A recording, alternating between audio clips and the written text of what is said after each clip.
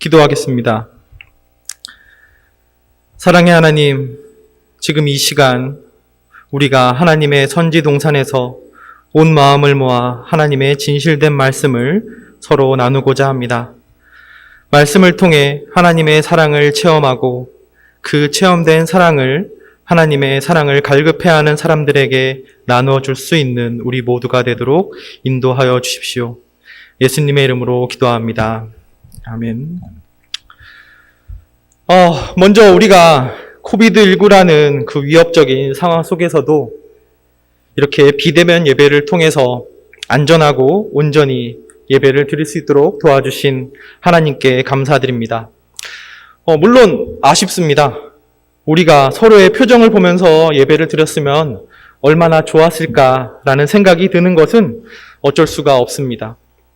그러나 현재 우리가 물리적으로는 만나지는 못하지만 오히려 이로 인한 아쉬움이나 안타까움이 서로에 대한 그리움과 애틋함으로 서로를 아끼는 마음으로 변하여 심리적으로, 정신적으로, 더 나아가 영적으로 더욱 건강한 공동체감을 형성하는 힘이 될 것이다라고 저는 믿습니다. 지금의 상황들이 많이 힘드시죠? 이제까지 한 번도 겪지 못했던 새로운 어려움이라서 더욱 힘들게 느껴집니다. 우리 상황에서 보자면 학업도 그렇고 또한 교회의 사역 또한 쉽지 않습니다. 그뿐만 아니라 일상생활에서도 우리는 많은 제약을 받고 있습니다. 저도 이렇게 마스크를 쓰고 설교하는 게 참 어렵습니다. 사람 만나는 게 불안하고 두렵습니다. 예전에는 사람들을 만나게 되면 좋고 희망적인 생각이 먼저 들었었는데 이제는 걱정이 먼저 앞섭니다. 사람들이 바글바글 모여있는 그 과거 영상들을 보면 이상하게 여겨지기까지 합니다. 물론 부럽고 저 때로 돌아가고 싶다. 그런데 정말 저 때와 같이 돌아갈 수 있을까라는 소망과 의문이 제 안에 공존합니다.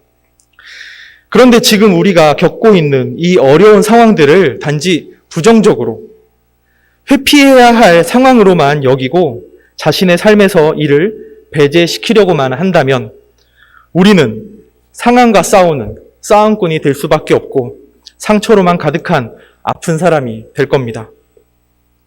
하지만 알프레트 아들러가 말하는 열등감을 대하는 태도처럼, 즉 단지 패배와 좌절의 감정으로만 여겨지던 그 열등감을 우리가 잘 사용하기만 한다면 우월로 향하게 만드는 원동력이 된다는 그 아들러의 열등감에 대한 이해처럼 코비드19 상황 속에서 느끼는 이 부정적인 감정을 우리가 제대로 인식하고 이를 잘 사용하게 된다면 우리는 파이터가 되어야지만 된다라고 생각하는 사람들을 돌봐주고 감싸주는 진정한 목회자가 될 수 있지 않을까 생각해 봅니다. 그렇다면 우리가 먼저 해야 할 과제는 무엇일까요? 이 코비드19로 인해서 겪는 여러분의 가장 큰 어려움은 무엇입니까? 특히 목회자의 정체성의 그런 조건에서 한번 생각을 해보죠. 아마도 관계하기가 아닐까 합니다. 이 코비드19 극복 프로젝트의 제1지침은 바로 거리두기입니다. 그런데 우리는 관계하기를 위해서는 관계하고자 하는 사람과의 물리적 거리를 좁히는 것이 우선 과제라고 여깁니다. 그러니 목회자로서의 과제를 수행하기가 어렵다라고 느끼는 것이지요. 하지만 이러한 거리두기 캠페인은 물리적 거리두기를 말하는 것이지 심리적 거리두기를 말하는 것은 아닙니다. 물론 물리적 거리두기가 자칫 심리적, 더 나아가서는 영적인 거리두기가 될까봐 많은 목회자들이 걱정하고 고민하고 있지요. 그래서 오늘은 관계하기라는 주제를 갖고 여러분과 함께 마음을 나누고자 합니다. 어떻게 하면 물리적 거리두기를 해야 하는 이 상황 속에서 사람들과 심리적이고 영적인 관계하기를 잘 해낼 수 있을지에 대해서 말입니다. 요즘 사람들은 다른 사람들과 관계하기가 참 어렵다고 합니다.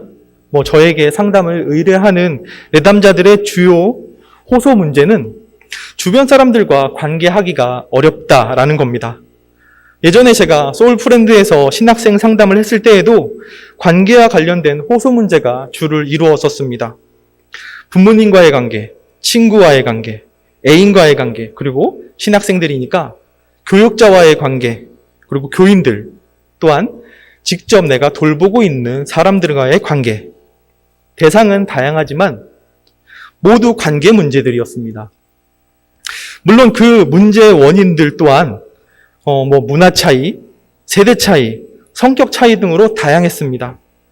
여러분도 이러한 문제들, 그리고 이 문제들로 인한 갈등이 마음속에 있을 거라고 감히 예측해 봅니다.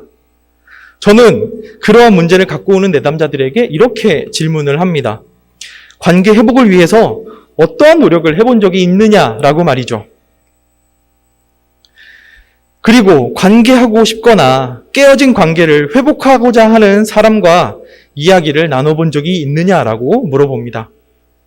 그러면 100이면 100 모두 다 해봤다라고 합니다.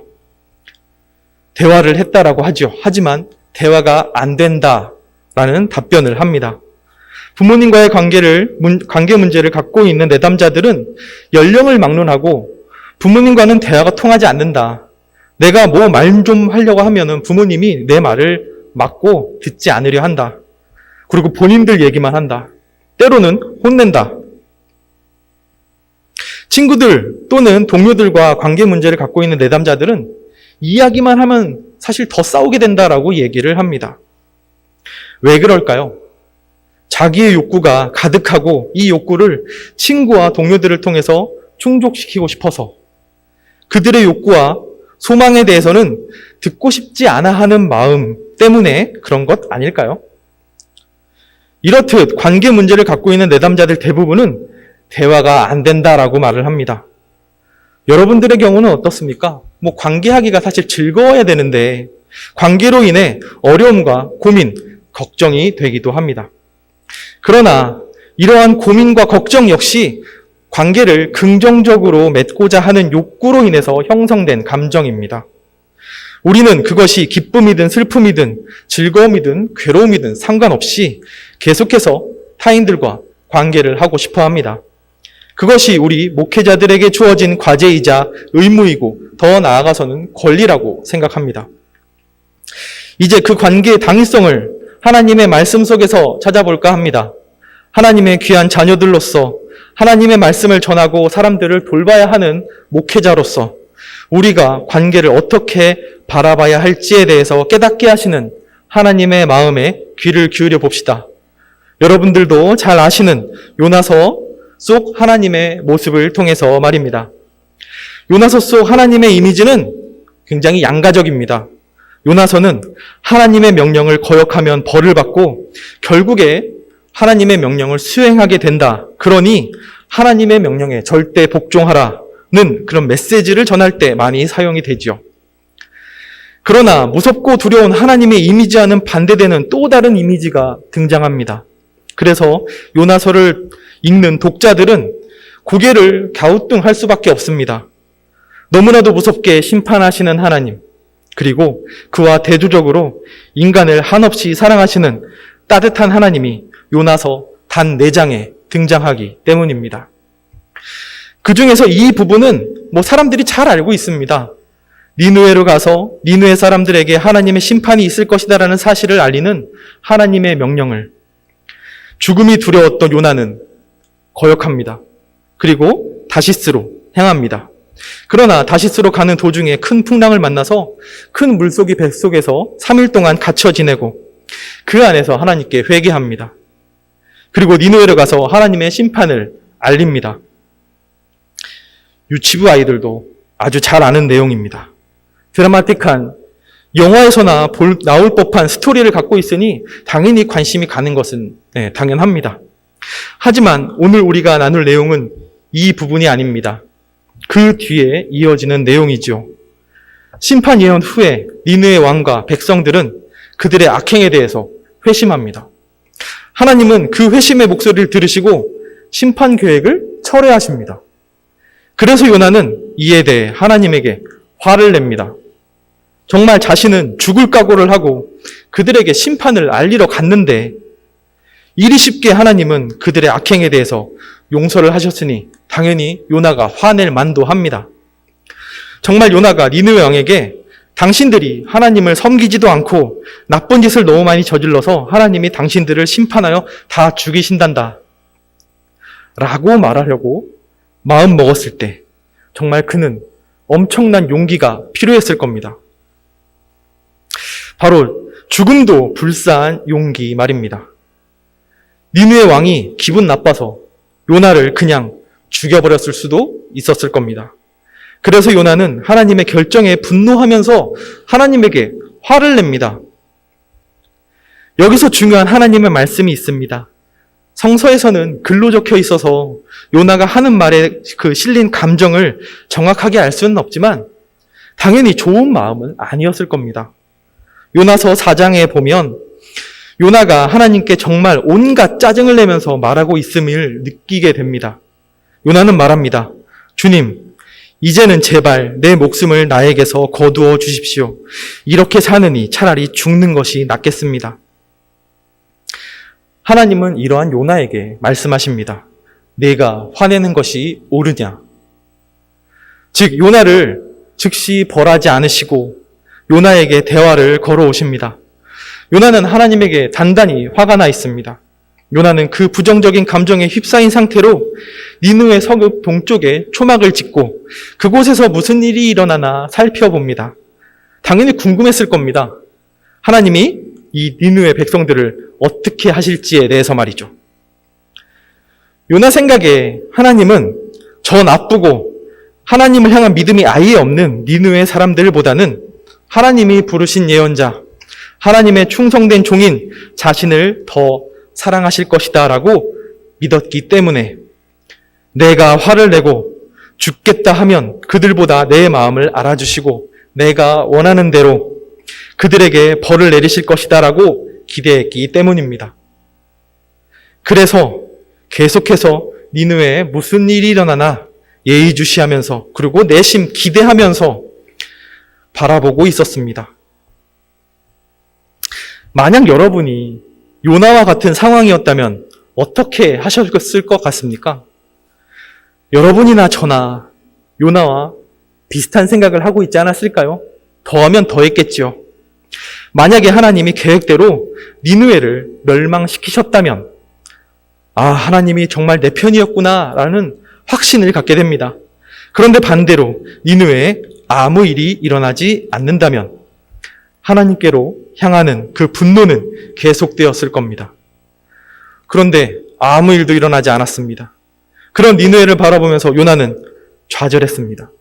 마치 하나님으로부터 버림받았다라는 느낌을 받았을 겁니다. 목숨을 걸고 하나님의 명령을 수행했지만 돌아오는 것은 허탈한 뿐이었습니다. 내가 걸었던 목숨, 그에 대한 보상을 내가 받고 싶었고 그 보상은 바로 니느웨의 멸망이었습니다. 우리는 요나를 용서하지 못하는 인간, 사랑과 자비가 없는 인간이라고 쉽게 비판하지만 우리가 요나의 상황이 된다면 그리 쉽게 요나를 평가하지 못할 겁니다.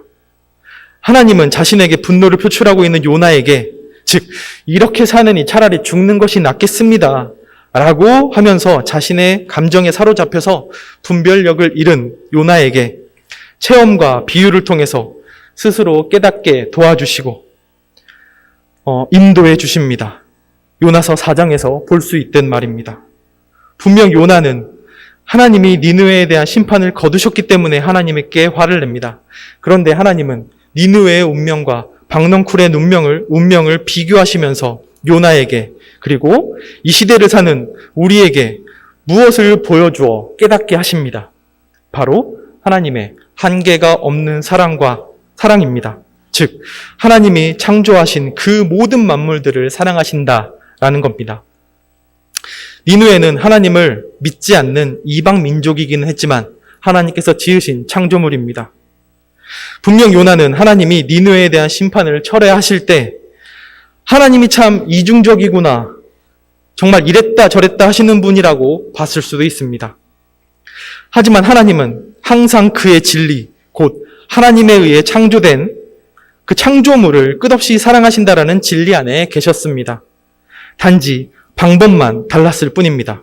요나는 인간의 눈으로 하나님이 자신의 약속을 뒤집는 분으로 봤던 것이죠. 즉 자신이 보고 싶은 대로 하나님을 본 것입니다. 물론 하나님이 구약 성서 안에서 매우 권위적인 모습으로 보이셨을 때도 있었지만 요나에게서만큼은 친근하고 사랑이 가득한 모습, 먼저 다가가시는 모습을 볼 수 있습니다. 특히 요나서에서는 하나님의 양면을 다 볼 수 있습니다. 요나를 죽음의 위험으로까지 몰고 가셨던 하나님, 그리고 요나를 위로하시고 요나를 위해서 설득하시는 하나님. 우리는 하나님을 어느 한 모습에 가둘 수 없는 분이라는 것을 잘 알고 있습니다.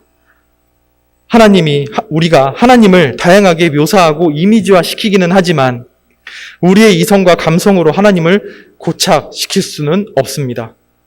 그러나 우리는 요나처럼 내가 원하는 모습, 나에게 유리한 모습으로 하나님이 내 곁에 계셔 주시기를 바랍니다. 그리고 그 이미지가 하나님의 진정한 모습이라고 여겨지고 싶을 때도 있지요. 즉 자신의 허황된 진실 안에 하나님을 가두는 오만함에 빠지기도 합니다. 그리고 하나님이 그 안에 가두어지지 않는다고 해서 하나님을 원망하기도 합니다. 그러나 하나님은 이러한 우리의 모습까지도 사랑하십니다. 이를 요나도 알게 되었겠지요. 니느웨에서 요나가 한 경험은 분명 우리에게 많은 위로와 희망을 줍니다. 하나님은 요나가 화를 내고 투정하는 그 상황 속에서도 요나를 책망하지 않으시고 벌하지 않으시고 끝까지 인내하셨습니다. 무엇 때문에 하나님은 그렇게 하셨을까요? 우리들은 관계가 참 어렵다라고 이야기합니다. 앞서 말씀드렸듯이 부모와의 관계, 자식 간의 관계가 힘들고 선생님과 학생들 간의 관계도 그렇고 교인들과의 관계도 그렇고 많이 힘듭니다. 그런데 누구라도 타인과의 관계, 즉 우리 주변 사람들과의 관계를 개선하고 발전시키고 싶어 합니다. 그러기 위해서는 힘이 들면 그저 힘이 든다라는 그 결과에 의해서 좌절하고 절망하고 포기하는 것이 아니라 왜 힘든지, 무엇 때문에 힘든지, 그리고 어떻게 해야 이 어려움을 이겨낼 수 있는지 찾아야 합니다. 왜 우리는 관계를 그렇게 어려워하는 것일까요? 좀 전에도 우리가 나누었다시피 아마도 문화 차이, 세대 차이, 그 다음에 성격 차이들이 분명히 있을 겁니다. 그런데 더 중요한 또 한 가지가 있습니다. 모든 것을 내가 원하는 대로 이루고 싶어하는 그 욕심 때문 아닐까요? 예로 부모님은 부모님의 시선에 맞춰서 아이들을 부모님의 생각대로 만들고 그것을 잘 사는 삶이라고 가르칩니다. 또한 아이들은 자신의 시선에 맞춰서 부모님들이 자신의 생각을 몰라주고 부모님 뜻대로만 하려 한다고 해서 화를 냅니다. 선생님들도 선생님의 시선에 맞춰서 아이들을 선생님이 만들어 놓은 틀 안에 가두려고 하고 학생들은 자기 좋은 대로만 하려고 합니다. 그러한 관계 안에서 갈등이 생기는 것은 어찌 보면 당연한 일입니다. 교회 안에서도 마찬가지입니다. 한 교회 안에서 우리는 하나라고 그렇게 외쳐대고 있지만 살아온 방식도 다르고 앞으로 살아갈 방식도 다 다를 겁니다. 생각도 다르고 직업도 다르고 경험도 다릅니다. 어떻게 보면 이렇게 다양한 사람들이 하나가 된다는 것은 정말 불가능에 가까운 일입니다. 이러한 관계의 어려움을 겪고 있는 우리에게 하나님은 요나 이야기를 통해서 우리에게 희망을 전해주십니다. 화가 나 있고 자신에게 짜증을 내고 있는 요나에게 심판과 벌을 내리시지 않고 계속 지켜봐 주시는 하나님, 그리고 그의 감정을 물어봐 주시는 하나님, 그를 배려하면서 천천히 대화를 걸어오시는 하나님, 대화를 거부하고자 하는 요나에게 스스로 깨달을 수 있도록 비유를 통해서 자기 인식을 도우시는 하나님, 하나님은 모든 것을 자신의 관점이 아니라 요나의 입장에서 바라보십니다. 우리가 타인과 관계하기를 어려워하는 이유는 우리의 상식으로는 상대방의 생각과 행동이 이해가 되지 않기 때문에 그렇습니다. 쟤는 왜 저렇게 생각하고 행동하는 거지? 뭐 저런 사람이 다 있어. 정말 이해가 되지 않는 사람이네. 이 모든 말들은 전부 상대방이 내 생각과 내 상식선에서 이해가 되지 않을 때 나오는 말들입니다. 너무 이해가 안 될 때는 심한 욕이 나가기도 합니다. 요나도 우리의 머릿속으로는 이해되지 않는 상식 밖의 일과 행동을 합니다. 감히 하나님에게 짜증을 내고 화를 내다니요. 그런데 하나님은 그 모습들을 다 묵묵히 지켜봐 주십니다. 요나의 마음을 아시는 거죠. 다시스로 갈 수밖에 없었던 그 요나의 처절한 마음. 니느웨로 가면 죽을 것이 너무나도 뻔한데 죽기 싫어서, 정말 죽기 싫어서 다시스로 어렵게 발길을 돌리던 요나. 하나님이 니느웨에 대한 심판을 철회하셔서 화가 나고 짜증을 내는 요나를 묵묵히 지켜봐 주시는 하나님. 그것은 방관이 아니라 바로 요나를 향한 한계 없는 사랑이자 긍휼한 마음이었습니다. 하나님은 그 긍휼의 마음을 요나에게 직접 보여주셨습니다. 바로 시선을 맞추면서 말이죠. 하나님은 말을 듣지 않는 요나의 생명을 그냥 걷어가셨을 수도 있었을 겁니다. 그러나 분노의 눈이 가려서 아무것도 보이지 않는 요나에게 하나님은 눈높이를 맞춰주십니다. 그리고 눈을 질끈 감고 있는 요나에게 박넝쿨을 만드셔서 눈을 뜨게끔 하셨습니다. 하나님의 마음대로 밀어붙이셨던 것이 아니라 바로 요나에게 대화를 걸어오시고 요나에게 왜 니느웨 사람들을 심판하지 않느냐라고 묻는 요나에게 비유를 통해서 깨달음을 주십니다. 왜 그 사람들을 죽이실 수 없었는지에 대해서도 자세히 알려주십니다. 사실 하나님이 요나에게 이러한 설명을 해줘야 할 의무는 없습니다. 그럼에도 불구하고 하나님은 요나가 마음을 풀도록 도와주십니다. 바로 대화를 통해서 말이죠. 그 이후의 이야기는 우리가 알 수 없습니다. 요나서에 나오지 않기 때문에 그렇죠. 아마도 요나는 하나님의 마음을 깨닫고 회개했을 겁니다. 죄송하다고, 내가 하나님의 큰 뜻을 몰랐다고.